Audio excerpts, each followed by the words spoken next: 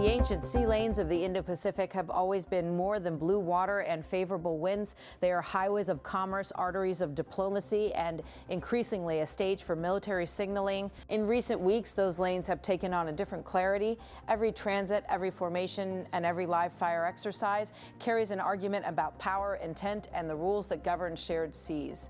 Across a wide swath from the East China Sea down toward the waters off northern Luzon, warships and aircraft have been moving along routes once treated as routine.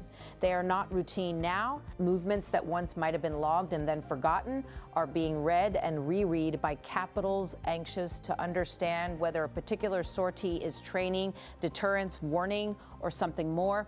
In this environment, naval corridors and narrow straits become a vocabulary of statecraft. Ships, carriers, destroyers, and aircraft speak in a language of presence and posture.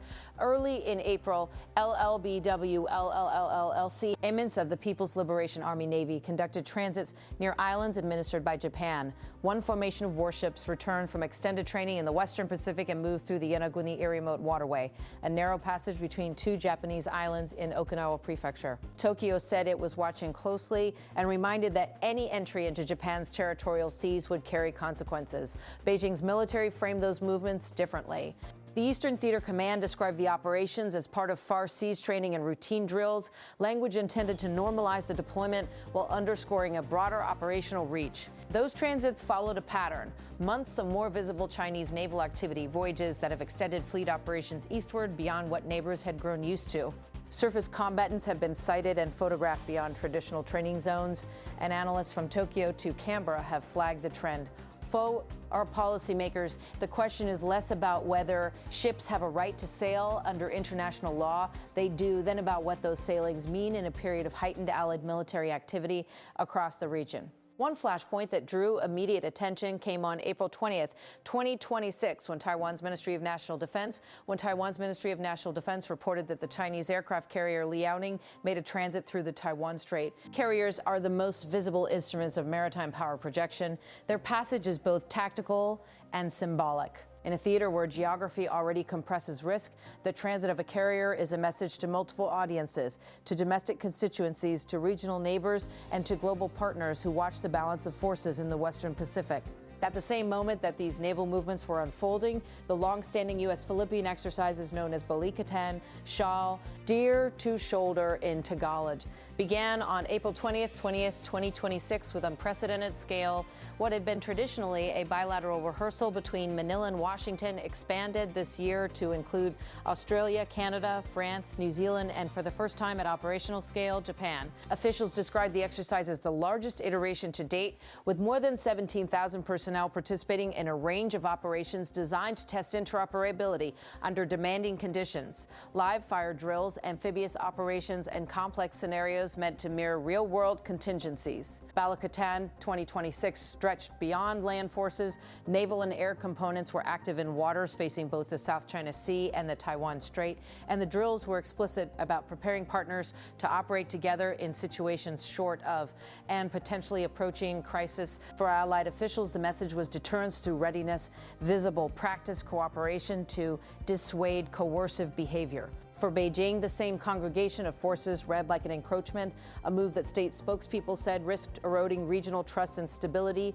China warned repeatedly that greater foreign military presence close to its claimed areas of interest could foster division and confrontation. Words in this moment matter, and rhetoric can shape the risk environment almost as much as a flotilla or a carrier strike group.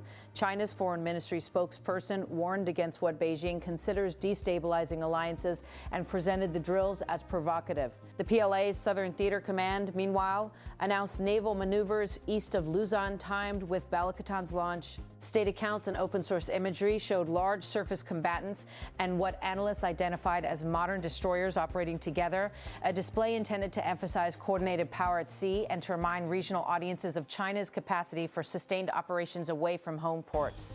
Tokyo's decided Xi'an to expand participation in Balikatan reflects a broader reassessment of defense posture.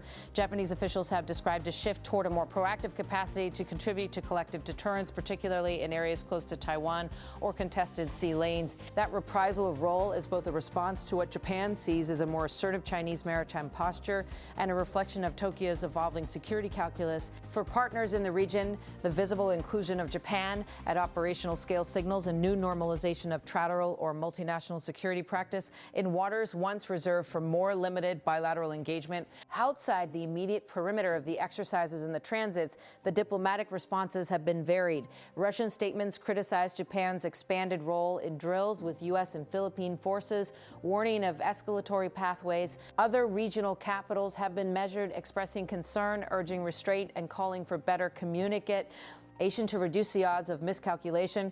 Across these reactions lies a common refrain heard in diplomatic dispatches and think tank memos alike, that clarity, transparency, and crisis management mechanisms are indispensable when military and commercial traffic overlap so closely. Those overlaps have tangible economic consequences. The Indo Pacific sea lanes carry oil, liquefied natural gas, manufactured goods, and raw materials that power global supply chains. When naval activity intensifies near narrow choke points, shipping companies reevaluate risk.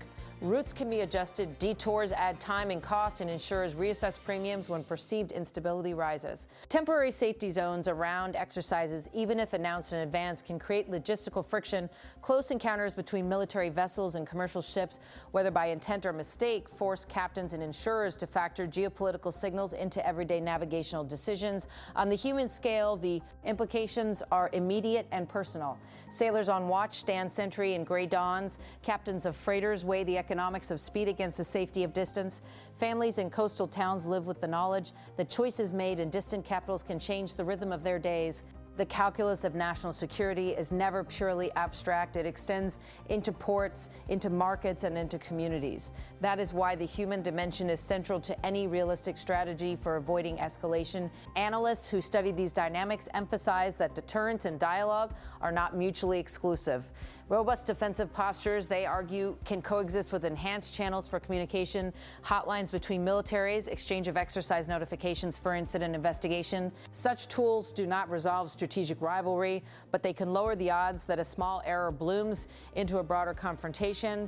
Where those mechanisms exist and are trusted, they have repeatedly reduced tension in moments of crisis. Where they are weak or uneven, misunderstandings are more likely and more dangerous. The geography of the Indo-Pacific intensifies this challenge. Narrow streets and dense shipping lanes concentrate both commerce and potential conflict. Natural choke points mean that regional power competition is played out in compressed physical spaces. When multiple navies practice and transit in those same corridors, timelines for decision-making shorten and opportunities for misperception increase. In that context, even routine training can take on an escalatory character if misread. This season of activity is not the product of a single cause. It is the alignment of several factors: an assertive Chinese maritime posture extending its operational range, a resurgence of allied and partner exercises intended to reassure and deter, and an international environment in which strategic signaling has become a central element of statecraft. The result is a denser, more contested maritime commons where each movement is imbued with meaning and every omission or silence is similarly interpreted. For governments and militaries, the choices are fraught. Demonstrating credibility requires more than presence. It requires predictable, disciplined conduct. Maintaining open lines of communication requires political will and mutual confidence in the tools of de-escalation. Agronomists of national security will tell you that such confidence is slow to cultivate and easily eroded. The work of diplomacy, incremental agreements to exchange notifications, the maintenance of hotlines, regular dialogues about rules of the road at sea, is often less visible than a carrier transit or a large-scale exercise. Yet it is precisely that quieter work that can reduce the danger that an accident becomes an incident and an incident a crisis. Commercial actors, too, have choices to make. Shipping companies and insurers will continue to adjust their calculus, balancing the economics of route selection with the realities of a shifting security environment. Ports and logistics operators will adapt to the flow of traffic and to any temporary disruptions around exercises. For them, stability is more than an abstract policy goal. It is directly tied to business planning and the global supply chains on which modern economies depend. As the Indo-Pacific navigates this tension, the strategic imperative is clear. Couple readiness with restraint. States can prepare, exercise, and demonstrate resolve while also committing to transparency and mechanisms that reduce the risk of miscalculation. That dual approach, strength plus statesmanship as the guardian of the freedoms that underpin regional trade and security. The sea lanes will remain conduits of both commerce and policy. Their currents carry more than vessels, they carry messages. How those messages are sent and received will shape not just the balance of forces in the region, but the everyday lives of those who ply those waters and those who rely on their openness. In the coming months, the choices made in capitals from Beijing to Washington, Tokyo to Manila will determine whether the Indo Pacific's arteries become a stable channel for confrontation or a flashpoint for confrontation. For now, the choreography continues. Fleets sail, aircraft patrol, and partners train. Each action in public and in silence contributes to a narrative that must be managed with care. The path ahead calls for vigilance and imagination, for a strategic steadiness that preserves freedom of navigation, and for a diplomatic discipline that keeps the water from boiling over. Only by combining military readiness with serious patient diplomacy can the region hope to avoid a drift from risky signaling into unintended conflict, and keep these vital sea lanes open and secure for the generations that depend on them